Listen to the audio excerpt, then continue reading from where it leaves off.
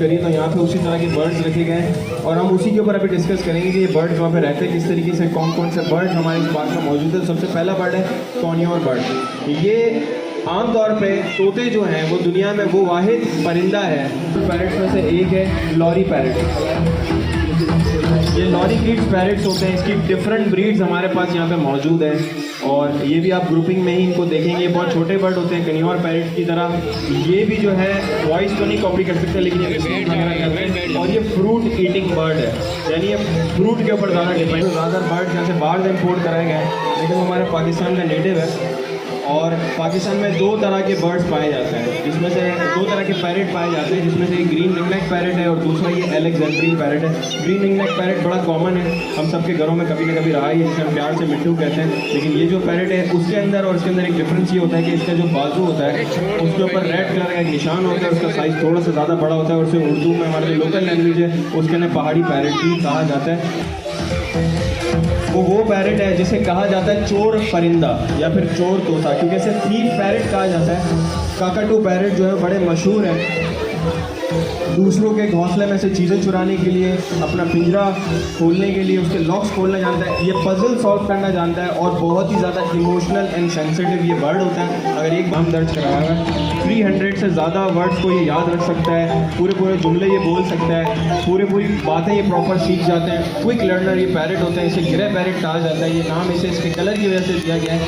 Africa में पाए जाते हैं। आमतौर पर जितने भी पैरट्स आप देखेंगे ज़्यादातर जो है लॉन्ग टेल के साथ होते हैं, लेकिन इनकी तो मैक्सिमम यही साइज़ होता है, ये इतने ही छोटे रहते हैं। और ग्रे बर्ड है जिसमें से एक सेकंड लार्जेस्ट पैरट है इस दुनिया का।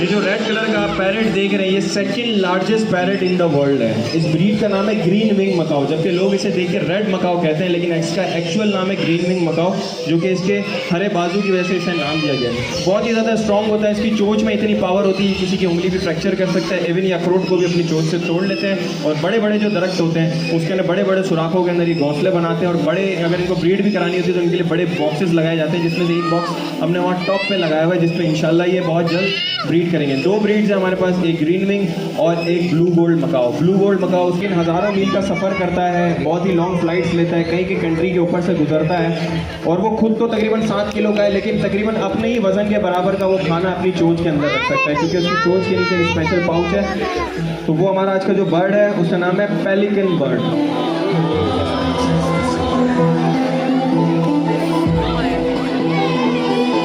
इसे हमने फाइंडिंग नीमो मूवी के अंदर देखा होगा, ये उस फिश को उठा के लेके जाता है। तो ये रियल ऐसा ही एक फिश ला के दीजिएगा मुझे जल्दी से, अगर हमारे पास एक फिश है तो ला के दीजिएगा। ये कैच करने में बड़े एक्सपर्ट होते हैं और हवा से उड़ते उड़ते समंदर में से ही अपना शिकार को कैच करके ले जाते हैं। बाज़ वक़्त ऐसा होता है कि पानी के साथ मछली इनके यहाँ गले में आ जाती है और ये जिंदा मछली अपने घोंसले तक ले जाते हैं।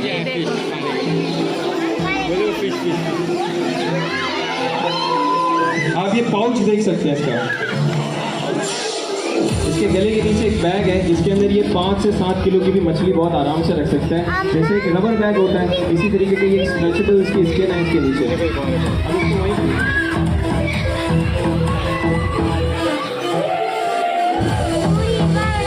उसको ले जाओ वहाँ पे। अच्छा, नेक्स्ट जो हमारा एनिमल है, क्योंकि हम रेन फॉरेस्ट की बात करें तो सिर्फ वहाँ पे बर्ड्स तो नहीं होते हैं, और भी एनिमल्स होते हैं जो उनके साथ रहते हैं। तो एक ऐसा जानवर जो आप सबको पता है कि वो क्या है, उसे हम बचपन से देखते आ रहे हैं, उसके बारे में पढ़ते आ रहे हैं और उसे सुनते आ रहे हैं। तो यहाँ पे जितने भी बच्चे मौजूद हैं उनसे मेरी रिक्वेस्ट है, जब वो एनिमल यहाँ पे आएगा यहाँ पे रखा जाएगा, बल्कि उनके पेरेंट्स भी उनके साथ शामिल हो जाए, तो एक आवाज़ में, एक अल्फाज में मुझे चिल्ला के आंसर दीजिएगा कि वो क्या चीज़ है। ठीक है, रेडी है? अच्छा, क्या चीज़ है? जोर से बोलिए, क्या चीज़ है ये? एक बार जोरदार अपने लिए क्लैपिंग कर लें, जोरदार क्लैपिंग कर लें, क्योंकि आप सबने गलत आंसर दिया। ये टर्टल नहीं है, ये टॉर्टोइज है। अगर मैं समंदर की बात कर रहा होता तो आप इसे टर्टल कह सकते थे, लेकिन हम बात कर रहे हैं रेन फॉरेस्ट की, क्योंकि ज़मीन के ऊपर, तो ज़मीन के ऊपर रहते हैं टॉर्टोइज। टर्टल ज़मीन के ऊपर नहीं रहते हैं, टर्टल पानी के अंदर रहते हैं। ये अफ्रीकन सुल्ताना टॉर्टोइज है। सिमिलरली ये उसी कंट्री में पाया जाता है जहाँ पे ग्रे पैरेट पाए जाते हैं।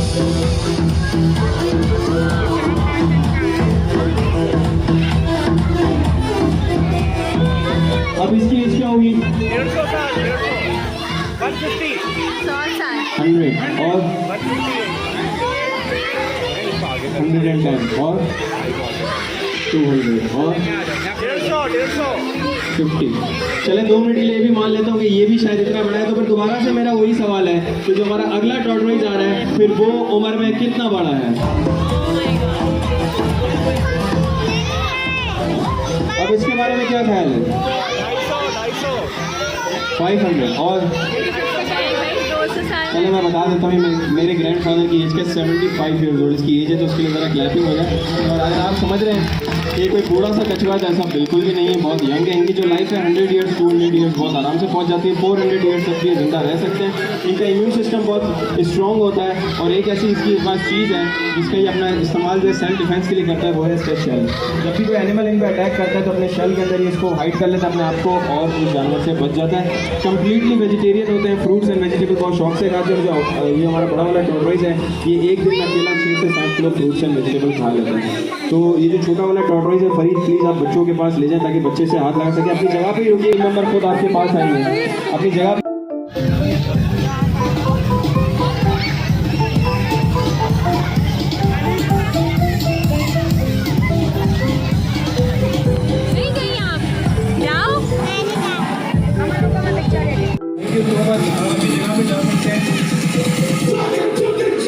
पाए नहीं जाते, वो बाहर से दूर कराए जाते हैं, और वो भी 95% ऑफ जिंदगी जो है वो दरख्त के ऊपर ही गुजारते हैं। पानी पीने के लिए भी नीचे नहीं आता।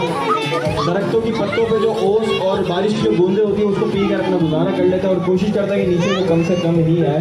वो कोई परिंदा तो नहीं है, कोई मैमल भी नहीं है, लेकिन एक ऐसा जानवर है जो उन्हीं परिंदों के साथ उन्हीं दरख्तों पर रहता है। उसकी क्वालिटी ये है कि उसकी जो ज़बान है वो उसके कुल जिस्म की लंबाई से भी ज़्यादा लंबी है, जिसको वो फोल्ड करके अपने गले के अंदर रख सकता है। उसकी जो आंखें हैं एक वक्त के अंदर 2 अलग अलग चीज़ों को फोकस करती हैं, और 2 अलग अलग डायरेक्शन के अंदर दोनों आंखें घूम सकती है। और उसकी जो उंगलियां हैं वो इतनी अजीबोगरीब तरह की है कि उस उंगलियों के साथ वो ज़मीन पे नहीं चल सकता, वो सिर्फ दरख्तों के लिए बनाई गई है। और कलर चेंजिंग उसकी सबसे बड़ी क्वालिटी है। रेयर किस्म का ये एनिमल है, दिखने में भी बड़ा अजीबोगरीब होता है। खुद भी इसकी दोनों आंखें अलग अलग डायरेक्शन में घूम रही है। उसकी फिंगर्स के बारे में जैसे मैंने आपको बताया था कि ये सिर्फ दरख्तों पर रहने के लिए बना है, ज़मीन पर प्रॉपर तरीके से चल भी नहीं सकती। मैं चाहूँगा आप सबको करीब से दिखाएं, लेकिन कोई इसे टच नहीं कीजिएगा प्लीज़।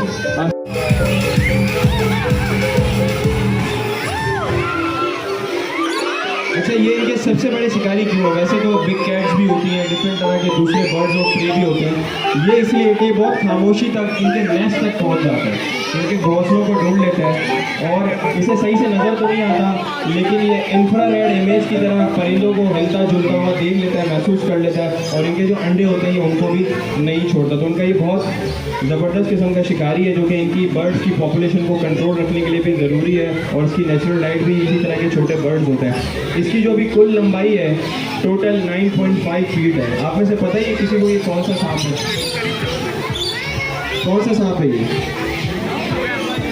बिल्कुल, ये पाइथन स्नेक है। वैसे ज़्यादा लोग ये कहना होता है कि ये एनाकोंडा है, क्योंकि हम सब ने एक इंग्लिश मूवी देखी है और हम समझते हैं कि यार बड़ा सांप जो है एनाकोंडा होता है, लेकिन ऐसा नहीं है। ये पाइथन स्नेक है।